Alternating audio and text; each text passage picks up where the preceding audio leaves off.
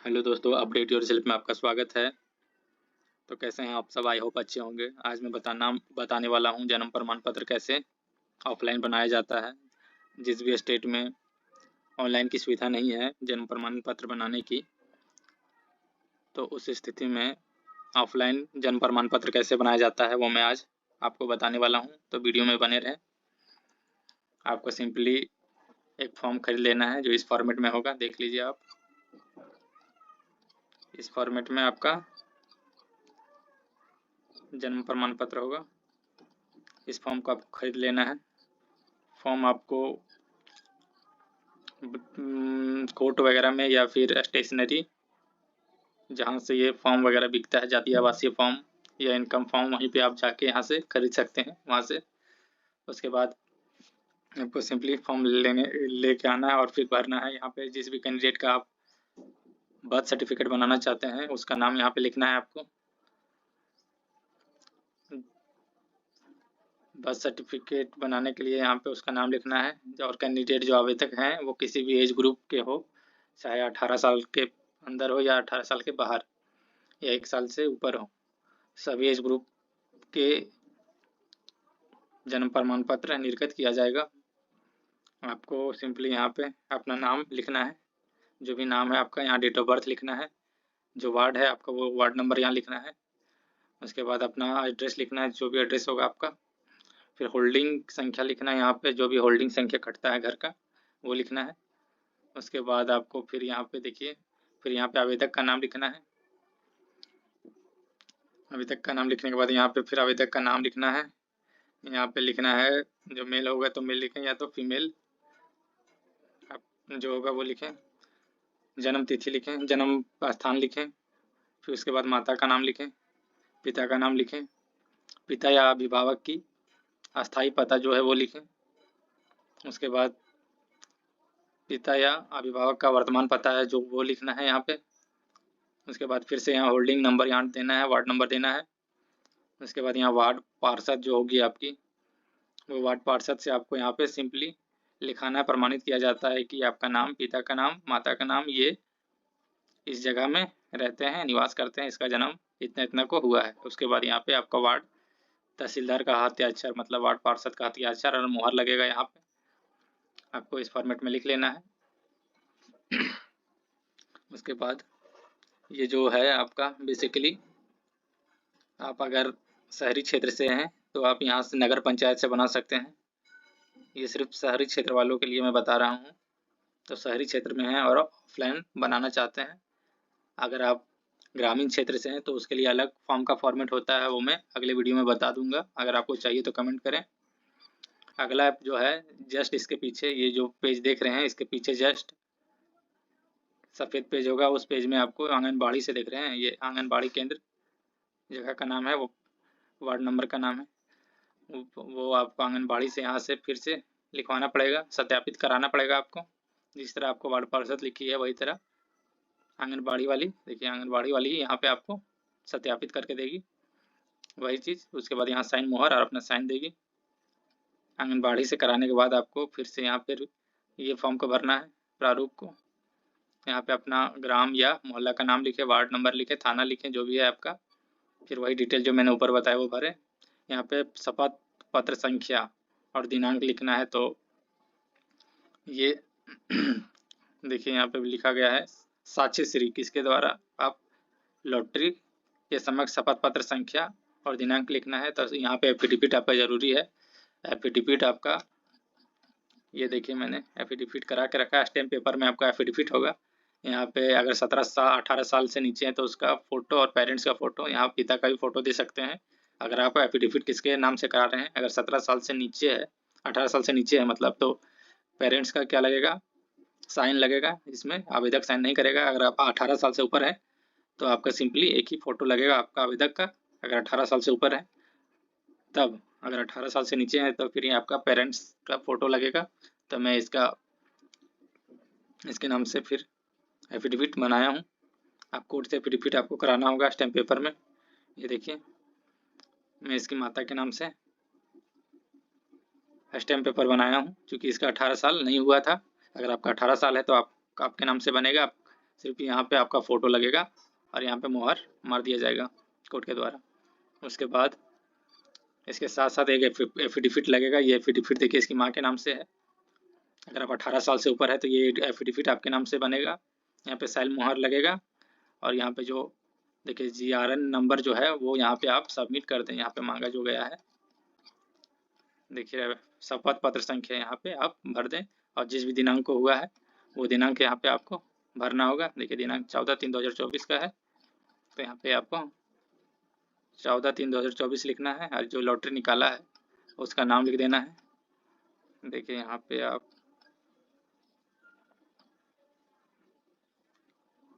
ये जो लिखा हुआ है ये आप लिख सकते हैं उस जगह या फिर छोड़ भी सकते हैं उसको। इसके बाद अगला देख सकते हैं आप, इस तरह का फॉर्मेट आएगा आपका, इसमें आपको फिल करना है। ये देख लें जन्म रिपोर्ट, यहाँ पे जन्म तिथि लिखना है जिस भी आवेदक का आप अप्लाई कर रहे हैं, फीमेल है या मेल है वो लिखना है। उसके बाद पिता का नाम लिखना है। उसके बाद माता का नाम यहाँ पे लिखना है। जन्म का स्थान लिखना है, कहाँ जन्म हुआ है। इसके बाद अगला है देखिए कॉलम 1 2 3 में ये आपका जन्म अस्पताल में हुआ है या घर में हुआ या अन्य स्थान में हुआ है वो टिक करना है। तो सबसे आसान तरीका घर से होता है, घर से द्वारा तुरंत बन जाएगा, इसमें कोई लफड़ा नहीं होगा। अस्पताल से अगर आप टिक करते हैं तो इसमें कागज़ वगैरह सब आपको देना होगा। आप देख लें बच्चे का जन्म अगर अस्पताल में हुआ है तो यहाँ पे टिक करके और अस्पताल में कुछ कागज़ दिया गया होगा जन्म के टाइम में, वो कागज़ आपको साथ में अटैच करना है। या फिर अगर घर में हुआ तो घर में आपको यहाँ पे टिक करना है। उसके बाद यहाँ पे घर का पता लिखना है, कहाँ पे हुआ था बच्चे का जन्म। यहाँ सूचक का नाम लिखना है। सूचक का नाम जो एफिडेविट में आप जिसका नाम से होगा, जो आवेदक होगा, जैसे इसका 18 साल नहीं था तो इसकी माँ आवेदन कर रही थी तो इसके नाम माँ के नाम से देखिए स्टैम्प पेपर बना है तो इसकी माँ ही यहाँ पे क्या करेगी, सूचक बनेगी, यहाँ पे हस्ताक्षर करेगी। जो आवेदक है वही यहाँ पे हस्ताक्षर करेगा। उसका 18 साल नहीं था, 18 साल से अंदर था तो उसका पेरेंट्स यहाँ पे साइन करेगा। तो देखिए यहाँ पे साइन सूचक का नाम हो गया, उनका पता। उसके बाद यहाँ पे सूचक का हस्ताक्षर या अंगूठा लगाती हो तो यहाँ पे अंगूठा लगाएं सूचक का, जिनके नाम से एफिडेविट बनाए। अगर यही 18 साल से ऊपर का होता है तो यहाँ पे जो आवेदक हैं उनका साइन लगता, यहाँ भी उनका साइन लगता। ठीक है। इसके बाद देखिए माता पिता के निवास शहर या ग्राम, तो यहाँ पे जो भी है वो लिखें। इसके बाद शहर या ग्राम जो भी है वो लिखें। जिले का नाम लिखें, राज्य का नाम लिखें। तो आप जिस भी धर्म से है वो टिक करें आप। इसके बाद पिता की शिक्षा स्तर पढ़े लिखे हैं तो यहाँ पे अंकित करें अथवा छोड़ सकते हैं आप। यहाँ पे लिखा है शिक्षा का पूर्ण स्तर अंकित करें। उदाहरण अगर 7वां वर्ग तक पढ़े हो और 8वां वर्ग उत्तीर्ण हुआ हो तो 6ठा वर्ग लिखें। यहाँ पे लिख सकते हैं अगर पढ़े लिखे हैं तो। वही तरह माता का है, फिर पिता का व्यवसाय लिखना है तो यहाँ पे मैं शून्य लिख देता हूँ। माता का भी विषय व्यवसाय यहाँ पे शून्य लिख देता हूँ। इसके बाद देख सकते हैं यहाँ पे शादी के समय माता का उम्र, तो यहाँ पे माता का आधार कार्ड से आप देख सकते हैं और जिनका बनाना है उसमें कितना डिफरेंस है उसके अकॉर्डिंग यहाँ पे आपको भरना होगा।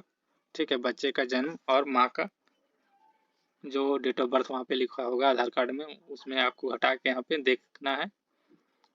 ठीक है। इसके बाद इस प्रसव के माता पिता की उम्र, मतलब जब बच्चा हुआ था तब माता की उम्र कितना थी तो वो यहाँ पे लिखना है आपको। इसके बाद कुल कितने बच्चे हैं उनके माता का, तो यहाँ पे टोटल बच्चे जितने हैं वो लिखना है। इसके बाद कुछ यहाँ पे प्रसव के समय परिचय प्रकार का प्रकार यहाँ पे आपको टिक करना होगा। यहाँ पे संस्थागत यानी सरकारी में हुआ है तो सरकारी में आपको टिक करना होगा। आप देख लें अगर निजी अस्पताल में हुआ है प्राइवेट में तो वो आपको टिक करना होगा। ठीक है। तो यहाँ पे हुआ है जो घर में हुआ है वो पारंपरिक तरह से हुआ है तो मैं 4th नंबर पे टिक करता हूँ। प्रसव की विधि तो यहाँ पे प्राकृतिक में टिक किया हूँ। ठीक है, चूँकि घर में हुआ है। इसके बाद जन्म के समय शिशु का वजन कितना था तो 3 kg का था, वो मैं यहाँ पे लिख दिया हूँ। उसके बाद गर्भाधान की अवधि वो 36 सप्ताह होती है। तो नॉर्मली ये 36 सप्ताह ही होती है, तो यहाँ पे आपको 36 सप्ताह लिखना है। उसके बाद यहाँ पे आपको आना है, यहाँ पे आंगनबाड़ी का मुहर और साइन लगेगा इस जगह पे।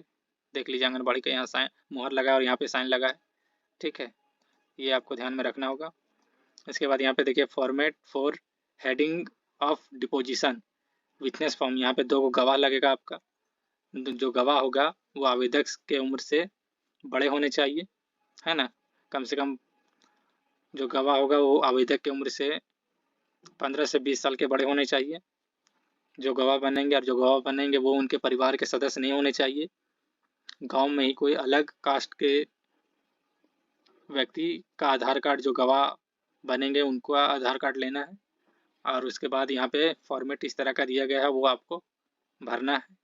यहाँ डिपोजिशन ऑफ विटनेस नंबर 1 लिखना है। यहाँ पे आवेदक का नाम लिखना है। तो आवेदक देखिए, ये आवेदक है, आवेदक ये है, ये इनकी बेटी है तो इनका आवेदक ये है, तो उनका नाम लिखना है। या फिर अपना यहाँ आवेदक जो है वो अपना नाम लिख सकते हैं अगर 18 साल से ऊपर है। उसके बाद उनका एज, है ना। फिर यहाँ पे जिस दिन का आप फॉर्म को भर रहे हैं, विटनेस फॉर्म को, उस दिन का तारीख लिखना है 16/3/2024। यहाँ पे जो आधार कार्ड दे रहे हैं गवाह के रूप में, गवाह का नाम लिखना है जो गवाह दे रहे हैं, और ये आवेदक का नाम लिखाएगा यहाँ पे। अब बाई नेम किनके द्वारा लिखा रहा है, तो ये यहाँ पे जो गवाह दे रहे हैं उनका यहाँ पे आधार कार्ड में जो नाम होगा वो लिखना है, उनके पिता का नाम लिखना है, एज कितना हुआ वो लिखना है, या रिलीजन हिंदू लिखना है, और नेशनलिटी इंडियन लिखना है। जिन भी कास्ट से बिलोंग करते हैं वो कास्ट यहाँ पे लिखना है। ध्यान रहे कि जो गवाह रहेगा वो आवेदक के परिवार का नहीं होना चाहिए, अदर कास्ट का होना चाहिए, और एक ही गांव का रहे तो अच्छा रहेगा, कोई परेशानी नहीं होगी बनने में। यहाँ मौजा आपका जो भी है वो लिखना है, पुलिस स्टेशन अपना लिखना है, डिस्ट्रिक्ट भरना है, फिर से यहाँ मौजा लिखना है, फिर पुलिस स्टेशन जो है डिस्ट्रिक्ट जो है वो भरना है। वही तरह फिर यहाँ पे प्रमाणित किया जाता है कि आपका नाम, पिता का नाम, माता का नाम, ग्राम, पोस्ट, थाना, जिला का निवासी है। ये अपना देख लें, जो जो भी आपको भरना होगा वो अपने अकॉर्डिंग यहाँ पे डिस्ट्रिक्ट का नाम, थाना का नाम, पोस्ट का नाम लिखना है। इनका जन्म इतना दिनांक को हुआ, यहाँ पे साइन करेगी आवेदक। ये आवेदक जो लिखा हुआ है वो खुद लिखेगी, किसी और को नहीं लिखना। जो आवेदन गवाह होगा जो, वो गवाह यहाँ पे खुद लिखेगा और यहाँ पे साइन करेगा। उसके बाद इसके साथ इसी का आधार कार्ड, जो गवाह दे रहा है उसका आधार कार्ड यहाँ पे अटैच करना होगा इसके साथ। इसके बाद दूसरा गवाह है, यहाँ पे से गवाह नंबर 2 है, ठीक है। यहाँ पे फिर आवेदक का नाम लिखना है, कितना 17 साल जा रहा है इसका, तो यहाँ पे 17 साल लिख रहे हैं। फिर दिनांक लिखना है, जिस दिनांक का को गवाह जो है गवाह दे रहा है, दिनांक को लिखना है 17/3/2024, जो भी दोनों होगा वो लिखना है। उसके बाद यहाँ पे देखिए विजय कुमार जो है वो गवाही दे रहे हैं, और इसमें गवाही दे रहे थे, ये महिला दे रही थी गवाही, इसमें विजय कुमार दे रहे हैं ये। और इनके फिर माता का नाम लिखना है, विजय कुमार का एज लिखना है, फिर यहाँ पे रिलीजन लिखना है, वही चीज़ है जो मैंने ऊपर बताया। फिर यहाँ पे वही चीज़ लिखना है, गवाह जो दे रहे हैं वही लिखेंगे ये, और अपना साइन मारेंगे। उसके बाद अपना आधार कार्ड इसके साथ अटैच करना है, उसका जो गवाह है वो अपना आधार कार्ड देगा, उसको इस पर अटैच करना है। फिर ये जो फॉर्म है एफिडेविट फॉर्म, इसकी ज़रूरत नहीं है, ये हालांकि भर सकते हैं। यहाँ पे जो शपथ लेगा वो यहाँ पे जो एफिडेविट में नाम होगा वही यहाँ पे शपथ लेगा, जिनके नाम से एफिडेविट बनेगा वही यहाँ पे शपथ पत्र में अपना नाम भरेंगे। ऐसा एफिडेविट पहले से मैंने कोर्ट से करा चुका हूँ तो इसकी ज़रूरत नहीं है। तो इस तरह आपका फाइनली ऑफलाइन जन्म प्रमाण पत्र रेडी हो गया भर के। इसके बाद आपको क्या करना है, नगर पंचायत जाना है। नगर पंचायत में आपको क्या करना होगा, इस फॉर्म को आपको वहाँ पे जमा कर देना होगा, जिस भी डिपार्टमेंट में जमा किया जाता है। उसके बाद 15 या 1 महीने के बाद, 15 दिन के बाद या 1 महीने के बाद आपका बन के रेडी हो जाएगा। आप यहाँ पे मोबाइल नंबर लिख सकते हैं, इस जगह पे मोबाइल नंबर लिख सकते हैं, ताकि कोई भी दिक्कत हो तो आपको संपर्क किया जा सके विभाग के द्वारा। और फिर आपका फाइनली 15 दिन या महीने दिन के अंदर बन के तैयार हो जाएगा जन्म प्रमाण पत्र। अगर इस वीडियो से आपको सहायता मिली हो, हेल्पफुल हो, तो प्लीज़ चैनल को सब्सक्राइब कर लें, ताकि अपकमिंग नोटिफिकेशन आप तक पहुंच सके। आपके लिए मैं हमेशा ऐसा ही वीडियो लाता रहूँगा। धन्यवाद।